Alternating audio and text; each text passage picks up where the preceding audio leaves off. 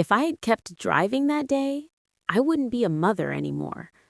My 6-year-old leaned forward and whispered that her grandmother hid something under her seat. And 10 minutes later, I realized it wasn't just something, it was drugs, planted in my car, timed perfectly for one traffic stop to take everything from me. My name is Elara Quinn, and this is how my own family tried to erase me. Chapter 1. The turn I didn't explain. The highway stretched out in front of me like a line I couldn't afford to cross. I had been driving for almost 3 hours, heading south from Colorado, the kids quiet in the back in that way children only get when something feels off, but they don't know how to say it yet. The sky was wide and pale, the kind of washed-out blue that made everything feel exposed, like there was nowhere to hide. I kept both hands on the wheel, steady, controlled, like I always did. I liked control. It was the only thing that kept things from unraveling. Lucy sat behind me, her phone untouched in her lap. That alone told me something was wrong. Noah and Ethan had stopped arguing over snacks about 20 miles back, which never happened unless something had shifted. And Ivy, my youngest, was too still. I saw her in the rearview mirror, small, shoulders slightly hunched, eyes down. I told myself it was just the drive, just fatigue, just kids being kids. But I had learned not to ignore that feeling. We pulled into a gas station just outside the Texas state line. Bright lights, a few trucks idling, a woman at pump 3 juggling a coffee and a toddler. Normal, safe enough. I parked, turned off the engine, and let out a breath I hadn't realized I'd been holding.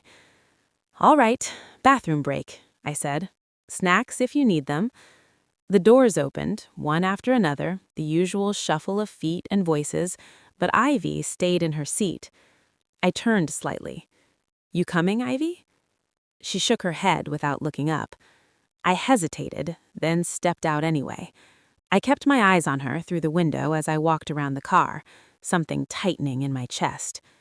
When the others were inside, I opened the back door and crouched beside her. "Hey," I said softly, "what's going on?" She didn't answer right away. Her fingers were gripping the edge of her backpack like it was the only thing holding her together. Then she leaned closer, her voice barely there. "Grandma put something under my seat." My body went still. I didn't react, not on the outside. I had spent too many years learning how quickly people misread emotion, how fast calm could turn into suspicion. "Under your seat," I repeated, like I was just clarifying a detail. She nodded, still not looking at me. "She said it was a secret." There it was. I didn't ask what it was. I didn't ask why, because none of that mattered yet. What mattered was that something had been placed in my car without my knowledge. And suddenly, every mile I had already driven felt like a mistake. I straightened slowly, closing the door like nothing had changed.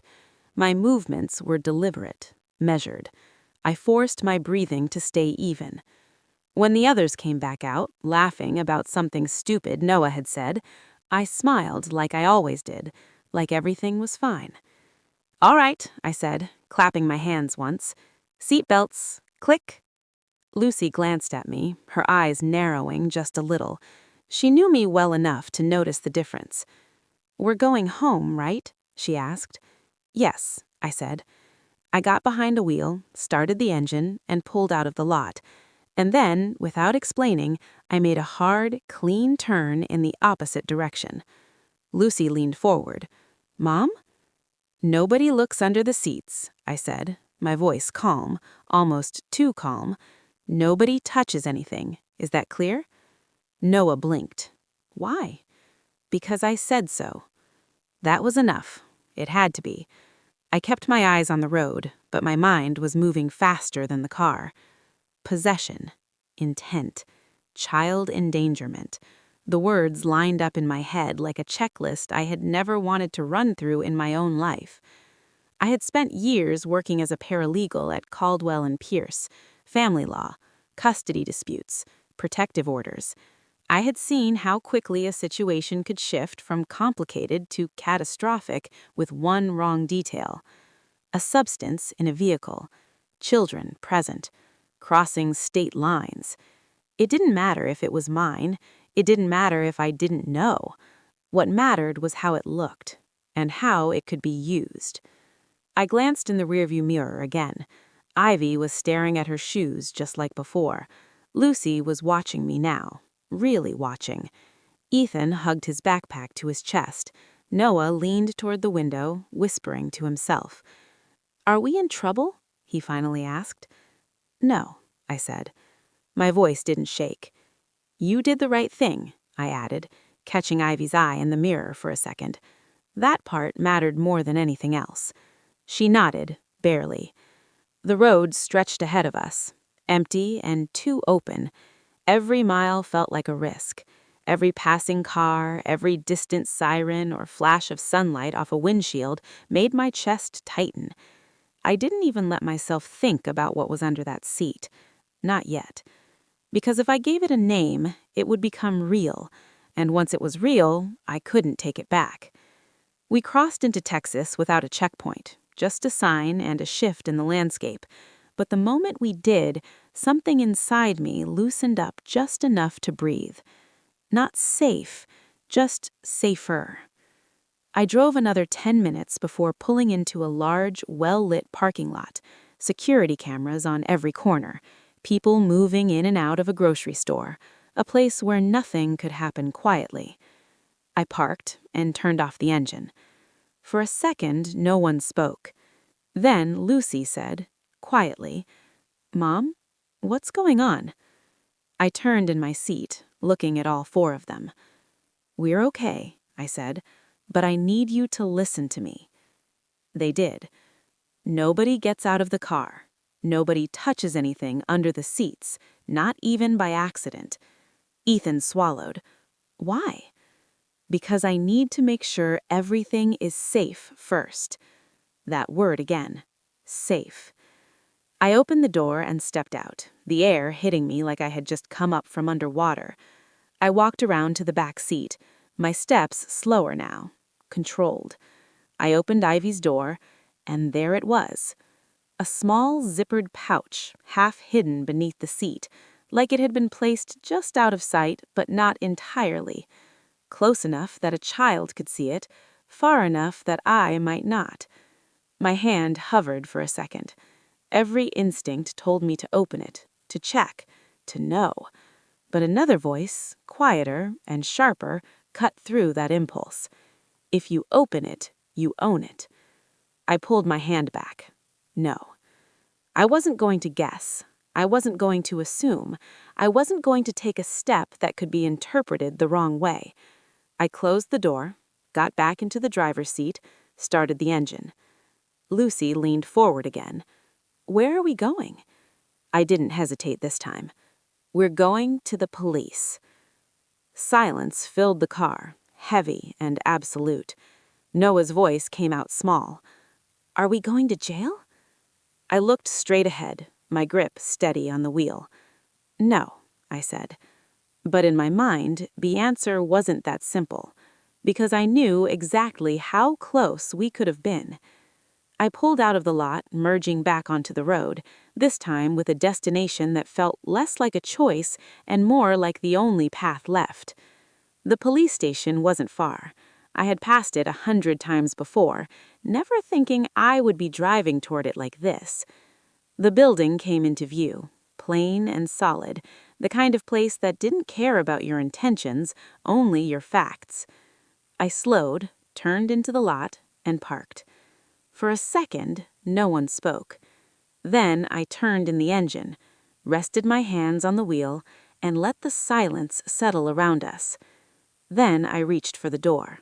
If this story touched you, please subscribe and let someone out there feel less alone. Thank you. Chapter 2. The word I didn't want to say. The cool air inside the station hit my face before I realized I had been holding my breath again. The lobby was quiet, almost too quiet.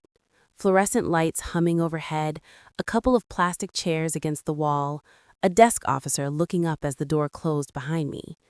I became immediately aware of how I looked. Not panicked, not frantic, just a woman walking in with something she didn't fully understand but knew was serious. That mattered. Everything about this moment mattered. I approached the desk, my steps measured, my hands empty and visible. "Hi," I said. "My name is Elara Quinn. I need to report something." The officer, mid-30s maybe, glanced at me, then at the clipboard in front of him. His expression shifted just slightly, enough to register that this wasn't a routine question about directions or paperwork. "What kind of something, ma'am?" I kept my voice even. "I found an unknown package in my vehicle. I just came from out of state. My children are in the car. I haven't opened it." That got his attention. He straightened, pushing his chair back a little. "Where did you find it?" "Under one of the seats. I believe it may have been placed there without my knowledge." There was a pause, brief but noticeable. "Did you touch it?" "No." "Open it?" "No." He nodded once, like he was checking boxes in his head. "All right, stay right here." He stepped away, speaking quietly into a radio clipped to his shoulder. Within a minute, another officer appeared. Older, calm in that way people get after seeing too many versions of the same problem. He gestured toward a side room. "Let's step in here." I followed him, aware of every movement, every detail. The room was small, just a table, 2 chairs, a faint smell of coffee and something industrial.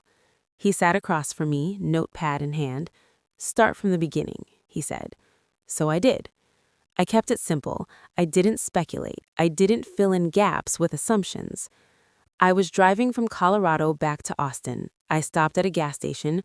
My 6-year-old told me she saw her grandmother place something under her seat earlier today. I didn't open it.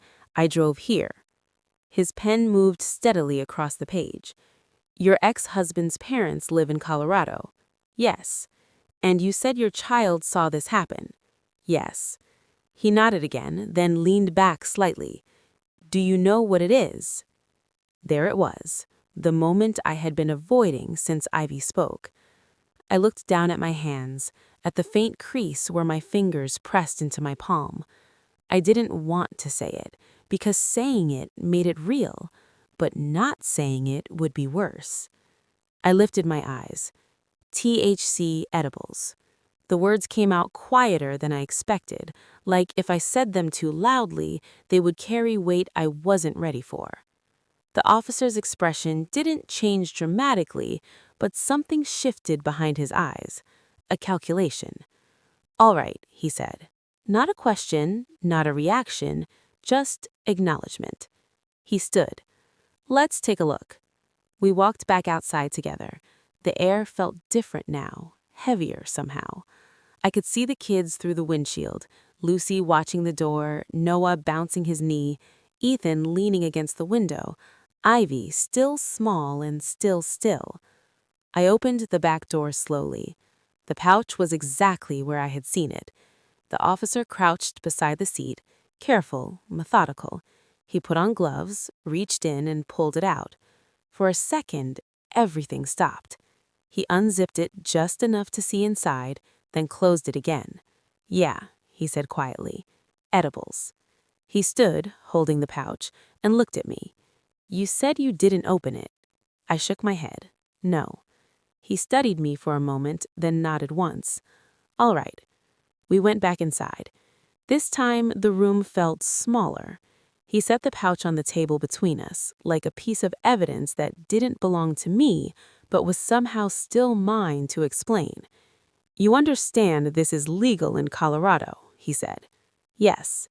"But not here, not in the same way, and definitely not something you want in a vehicle with minors." I swallowed, keeping my face neutral. "I understand." He tacked his pen lightly against the table. "You said you just crossed state lines." "Yes." "Did you stop anywhere else between leaving that residence and coming here?" "Just the gas station near the border." Did anyone else have access to your vehicle today? No. His eyes narrowed slightly, not in suspicion, but in focus.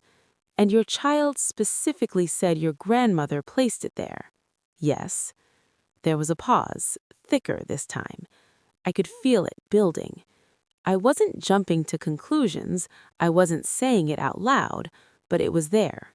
The pattern. Because once I let myself think about it, really think about it, the day started to rearrange itself. Patricia had been unusually insistent about seating. No, Ivy should sit there, she had said, her voice light, almost playful. I had almost argued, almost, then let it go. It's just a seat. That's what I told myself.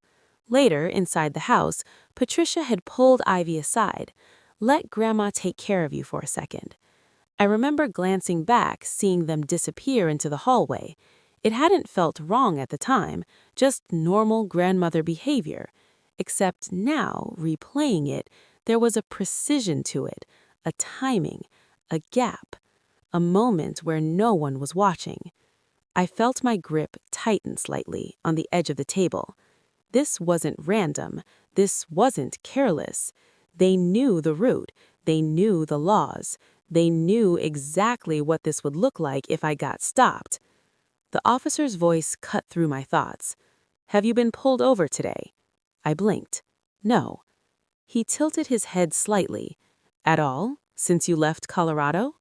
No, I repeated. Another pause. Why? I asked before I could stop myself. He exchanged a brief glance at the other officer near the door, then looked back at me, just covering all bases. But something in the way he said it didn't sit right. Not suspicion, not exactly. More like expectation, like it would make sense if I had been. I leaned back slightly in my chair, a cold feeling settling behind my ribs. Why would it make sense?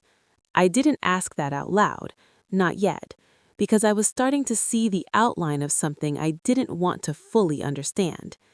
If this had stayed in my car, if I had kept driving, if I had been pulled over, possession, children present, crossing state lines, it wouldn't matter that I didn't buy it, it wouldn't matter that I didn't want it, it would matter that it was there, and that I was responsible. I looked at the pouch again. It sat there quietly, like it hadn't just shifted the entire trajectory of my day. Maybe more than my day. The officer closed his notebook. Here's what we're going to do. He explained the next steps, procedural, calm, like this was just another case file to process. But I barely heard him because my mind had moved ahead, past the station, past this moment, into something darker. This wasn't a mistake, and if it wasn't a mistake, then it had a purpose. I sat there, nodding at the right moments, answering the questions I needed to answer, keeping everything contained, calm, controlled, because panic would make me look guilty, and I couldn't afford that, not here, not now. When it was over, when the paperwork was done, and the pouch was no longer mine to worry about, I stood, thanked them, and walked back out into the sunlight. The kids were still in the car, waiting. I opened the driver's door and slid back into my seat. Lucy leaned forward immediately. What happened? I started the engine. We're okay, I said. And this time it was closer to the truth, but not all of it. Because as I pulled out of the lot, merging back onto the road, one thought stayed with me, sharp and persistent. If I hadn't stopped, if Ivy hadn't told me, if I had just kept driving, I tightened my grip on the wheel. And then another thought followed, quieter but colder. When did he ask if I'd been pulled over? If this story touched you, please subscribe and let someone out there feel less alone. Thank you. Chapter 3. The Stop That Confirmed Everything. The question stayed with me longer than it should have. It sat in the back of my mind like something unfinished, something that didn't quite belong but refused to leave. I drove in silence for a while, the road stretching ahead, the kids quieter now but still watching me in that careful way children do when they sense something serious has happened but don't have the words for it. Lucy leaned forward again after a few minutes. "What did the police say?" I kept my eyes on the road. "They checked it. It's not in the car anymore." "Are we in trouble?" "No." That answer came easier this time. Not because everything was fine, but because I had taken the only step that made it less dangerous. Ethan shifted in his seat. "Then why do you look like that?" I almost smiled at that. Kids noticed everything. "I'm just thinking." That was true, but not in the way they imagined, because the more distance I put between myself and that station, the clearer everything started to feel. Not safer, clearer. I replay the officer's question again. "Have you been pulled over today?" Not "have you done anything wrong?" Not "have you been stopped before?" Pulled over. Specific. Expected. Like it would have made sense if I had said yes. My grip tightened slightly on the wheel. And then the lights appeared behind me. Red and blue. Flashing. I didn't react right away. For a second, I thought maybe it was passing me, heading somewhere else. But it stayed behind me. Then the short burst of the siren. My chest tightened. No, this wasn't possible. I checked my speed. Normal. Stayed in my lane. Signal. Everything correct. Lucy's voice came from behind me, tight. "Mom?" I exhaled slowly, steadying myself. "It's okay." I put on my signal and pulled over to the side of the road. Gravel crunched under the tires. The engine idled. The flashing lights filled the car with red and blue shadows, flickering across the kids' faces. Noah whispered, barely audible, "Are we going to jail?" I shook my head. No. But my mind was already moving ahead again. Why now? Why here? The officer approached on the driver's side, hand resting near his belt, posture controlled but not aggressive. I rolled the window down. "Good afternoon, ma'am. Do you know why I pulled you over?" I met his eyes. "No, sir." "Your right tail light is out." I blinked. Of all the things. "Okay. Can I see your license and registration?" "Of course." My hands moved carefully, deliberately. No sudden movements, no hesitation. I handed over my license, my fingers steady even though my pulse had picked up. He glanced inside the car briefly, taking in the kids, the bags, the normalcy of it all. Then he nodded once. "I'll be right back." He walked back to his vehicle. The moment he turned away, the silence inside the car collapsed. "What's happening?" Lucy asked, her voice sharper now. "It's just a traffic stop," I said. "But you didn't do anything." "I know." Ethan leans closer to Noah. "Do they check cars?" "No," I said quickly. Too quickly. I forced myself to slow down. "They're just checking the light. That's all." That had to be all. But the question from earlier pressed harder now. "Have you been pulled over today?" My stomach tightened. Because if this was random, it was an unbelievable coincidence. And if it wasn't random, then it wasn't over. The officer returned, but he didn't hand my license back right away.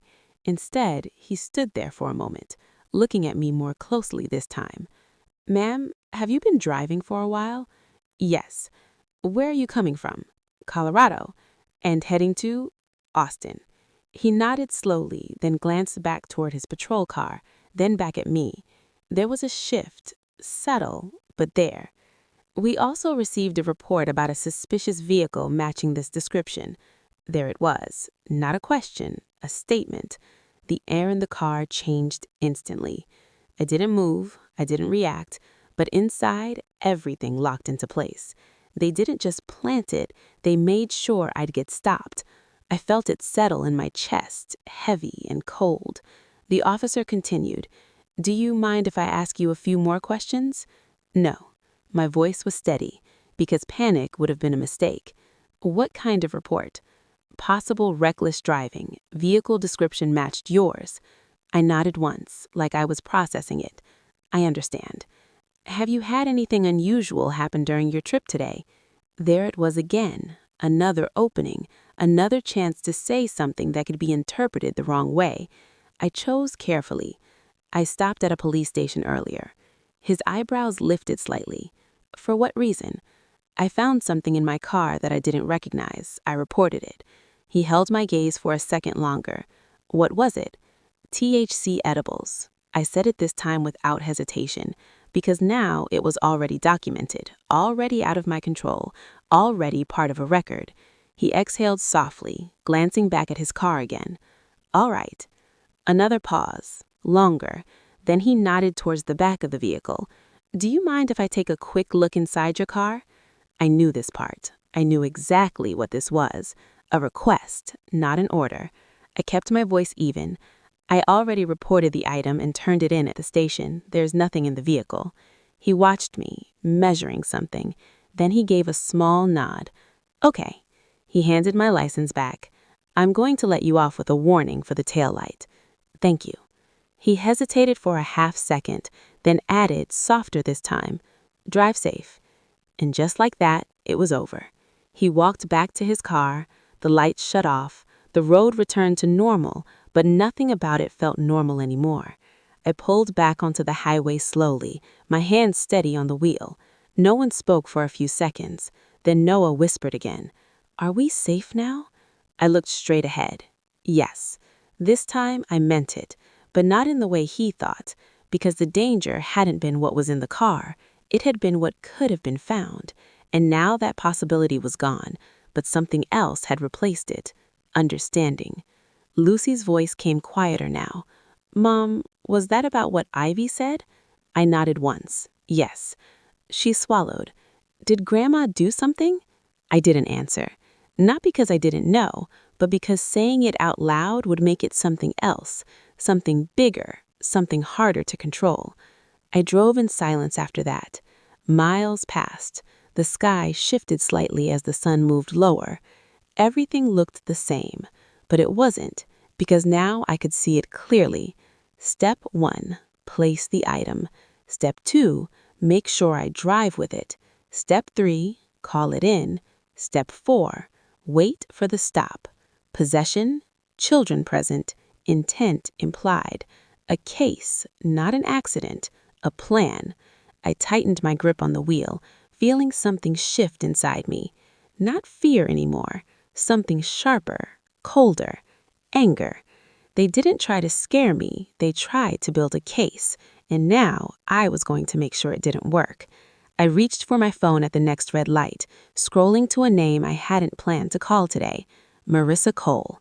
She picked up on the second ring. Elara? I need you. There was no hesitation. What happened? I exhaled slowly. I think someone tried to set me up. A brief silence, then her voice, calm and precise. Tell me everything. I did. Every detail. The gas station, Ivy, the pouch, the station, the stop, the report. When I finished, there was a pause. Not uncertainty, calculation. Then she said it. That helps. I didn't speak, because I already knew what she meant. This wasn't random. This wasn't careless. This was structured, designed, planned. Marissa continued, I'm going to loop in someone, private investigator, Daniel Pierce. If there was a report, we can trace it. I nodded, even though she couldn't see me. Okay. Elara, yeah? You did exactly the right thing. I glanced in the rearview mirror, at my kids, at Ivy, at all of them. I know. And for the first time since this started, I actually believed it. I ended the call, placing the phone back down. The road stretched out ahead again, but now it didn't feel uncertain. It felt clear, and I knew exactly what this was. They didn't try to scare me. They tried to build a case, and now I was going to make sure it didn't work. If this story touched you, please subscribe and let someone out there feel less alone. Thank you. Chapter 4. What they were really after. I didn't go home right away. Instead, I drove straight to Marissa's office, the building sitting on the edge of downtown Austin like it had nothing to prove but everything to handle.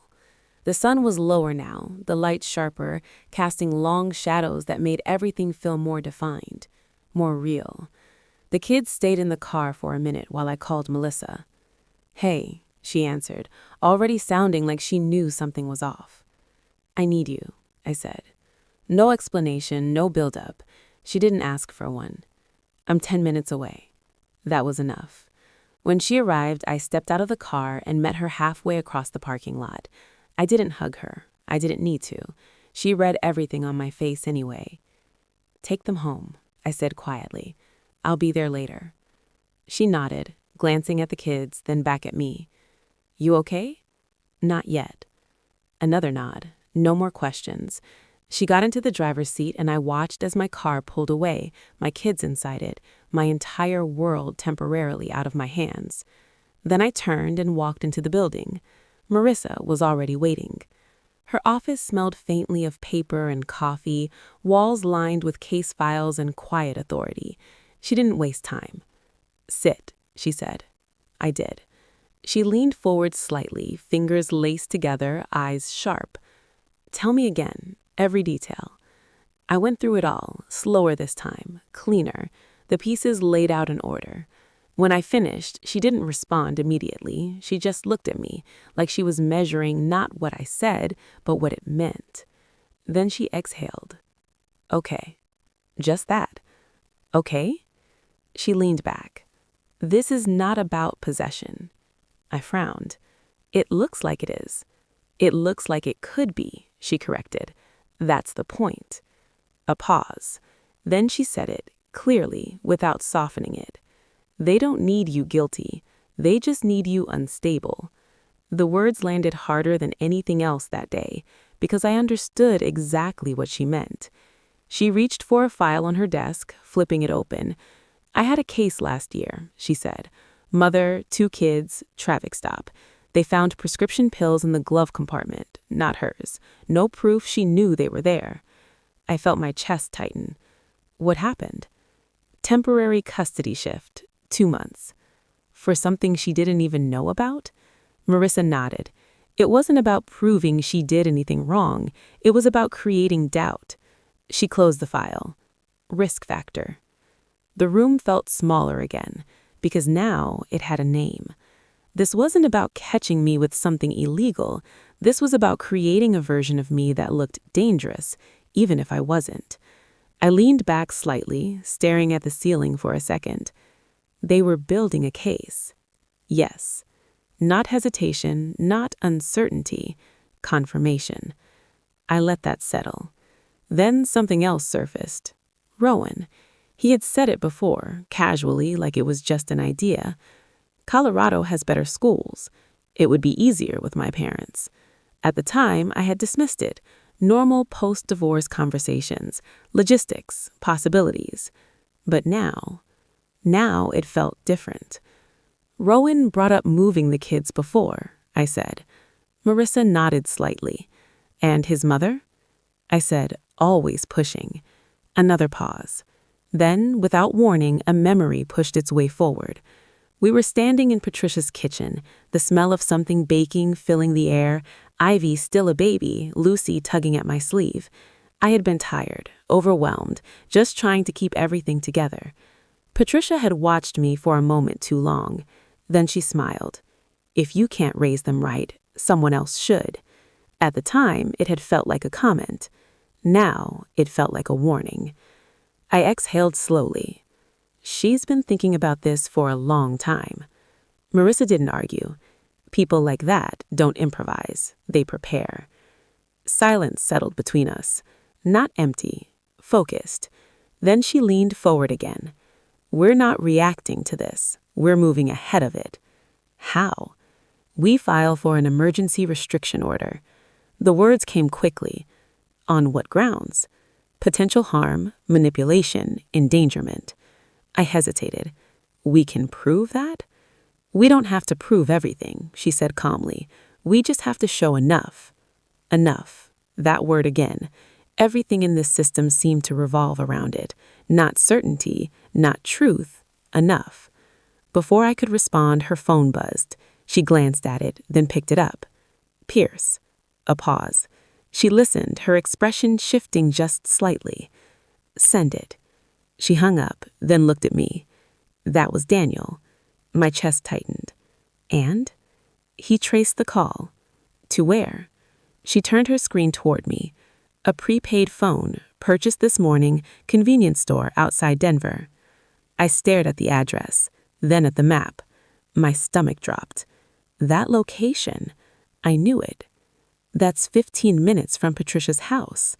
Marissa didn't say anything. She didn't need to, because we both saw it. The timing, the placement, the call, it lined up too cleanly to be coincidence. That's not proof, I said quietly. No, she agreed. But it's pattern. Pattern, intent, structure, everything this had been built on. I leaned back again, my mind racing through everything at once. Not panic, not anymore. Something sharper, clearer, a strategy forming in real time. Before I could say anything else, my phone buzzed in my hand. Melissa. I answered. Hey. Her voice was lower than usual. You might want to be prepared. My stomach tightened. For what? I just had a conversation at the school. Some of the other parents, they're asking questions. I closed my eyes for a second. About what? About you, about what happened on your trip. Someone said they heard you got stopped, that there was something in your car. The words landed exactly where they were meant to. Not facts, rumors, half-truths, the most dangerous kind. That was fast, I said quietly. Yeah. A pause. Then she added softer. You're not just dealing with this in court. I opened my eyes. I know.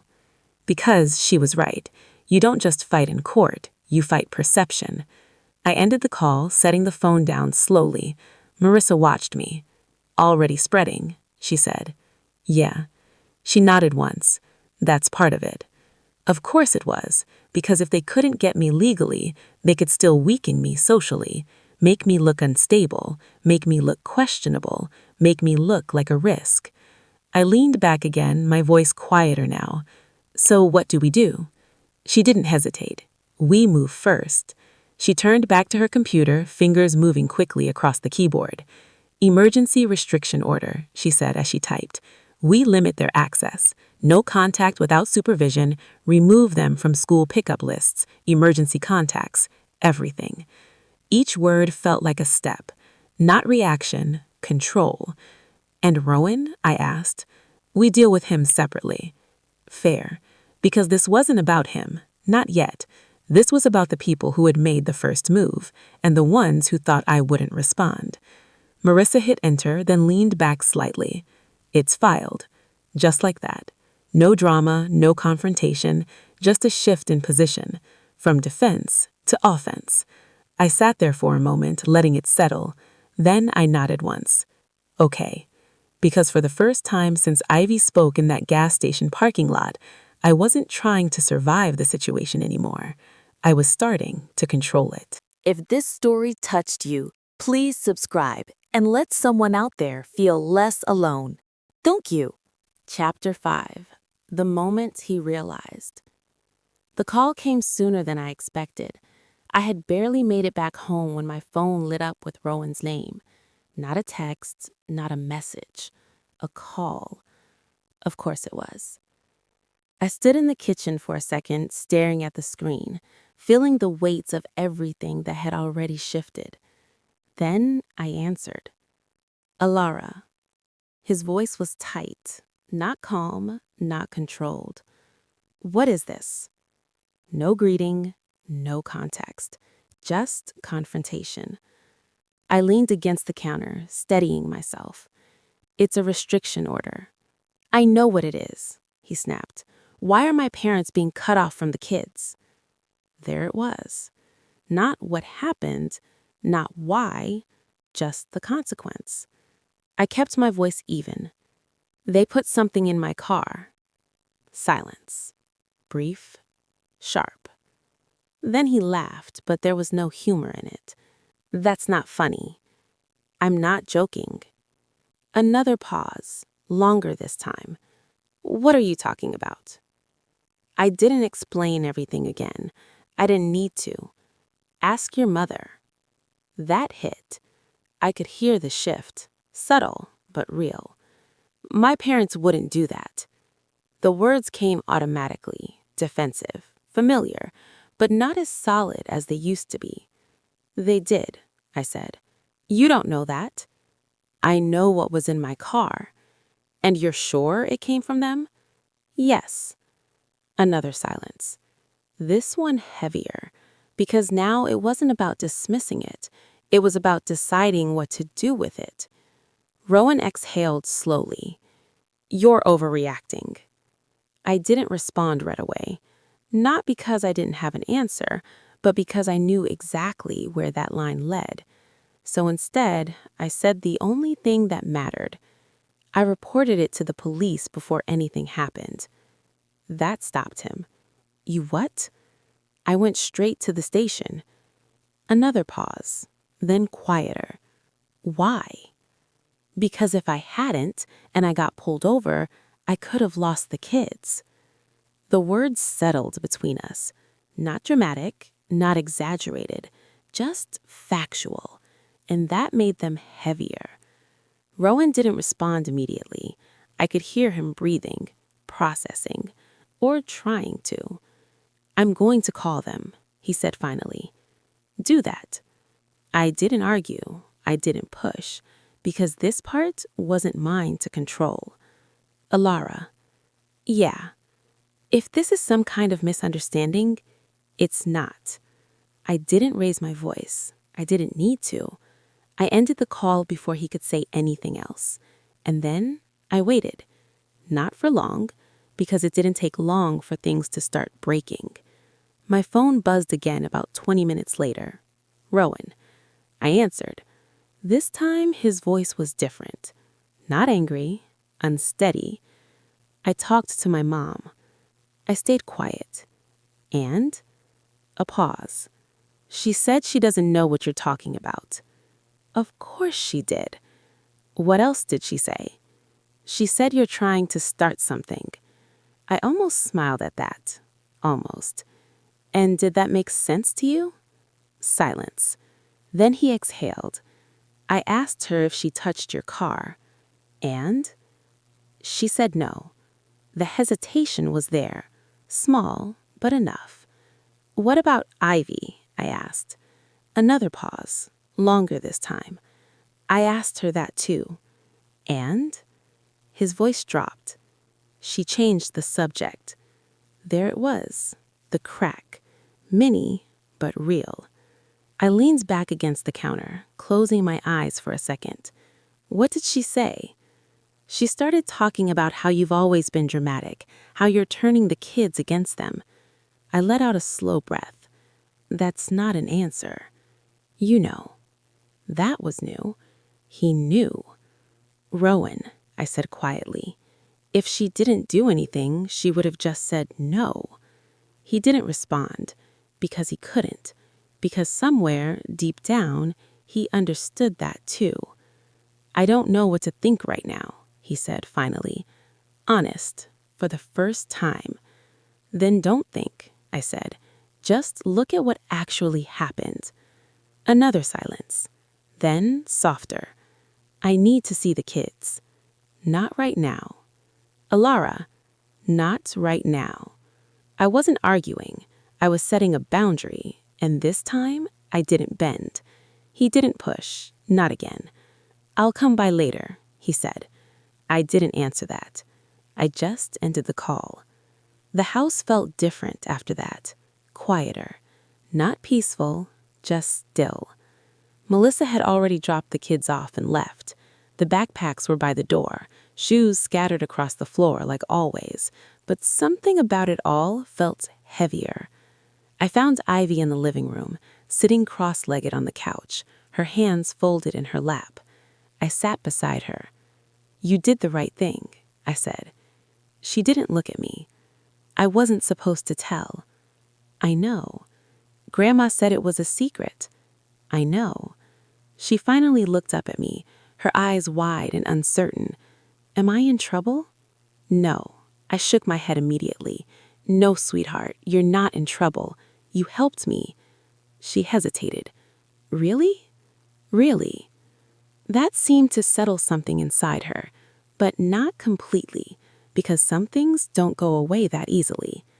Across the room, Noah hovered near the doorway, watching us. Are we safe now?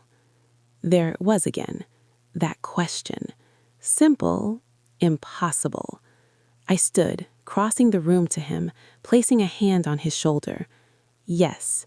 And this time, I let the word sit there because it was true, safer than before, but not finished. Not yet. My phone buzzed again.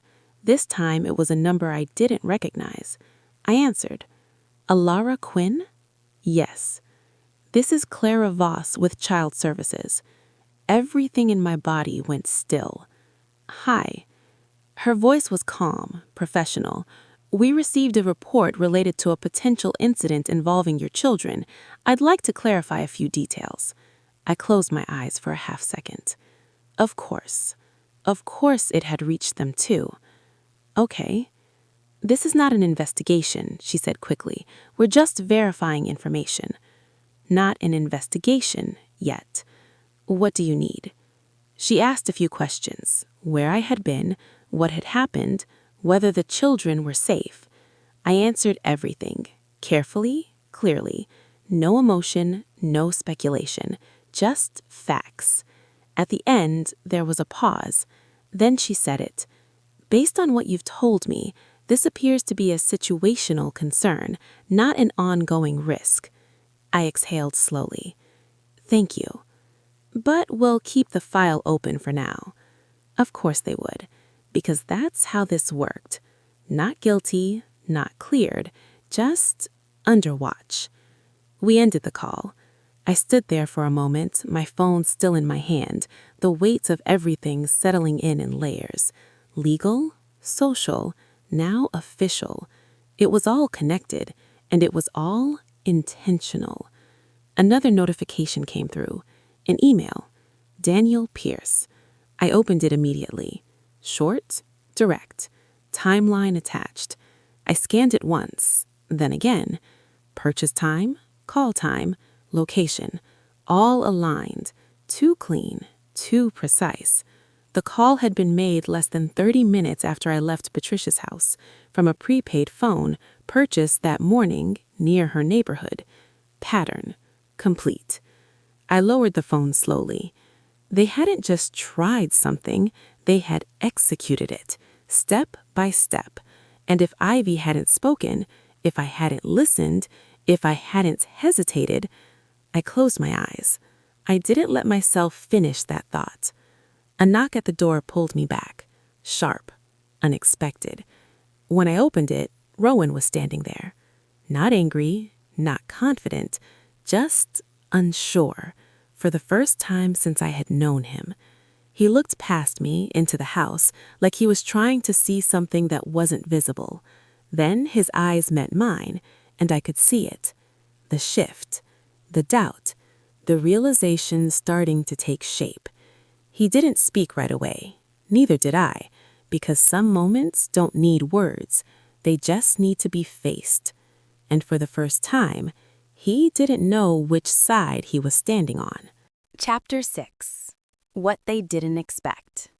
The answer came in a room that didn't care how I felt. Family court wasn't loud. It wasn't dramatic.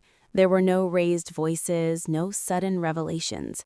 Just quiet decisions made by people who understood exactly how much power they held. I sat beside Marissa, hands folded in my lap, posture straight, controlled. Across the room, Rowan stood near the back, not sitting, not moving, like he hadn't figured out where he belonged yet. Judge Evelyn Brooks entered without ceremony. Everyone stood, everyone sat. And just like that, everything that had been building for the last 24 hours became something official. Marissa didn't rush. She never did. She laid everything out piece by piece, not trying to overwhelm, not trying to dramatize, just facts, clean, structured, unavoidable.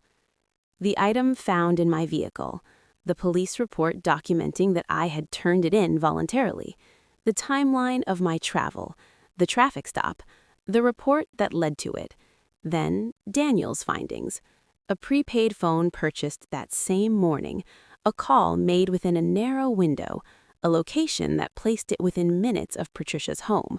No accusations, no speculation, just a pattern. I watched Judge Brooks as she listened, her expression unreadable, her pen moving occasionally across the page in front of her. Marissa didn't say they did it. She didn't need to. She only said what mattered.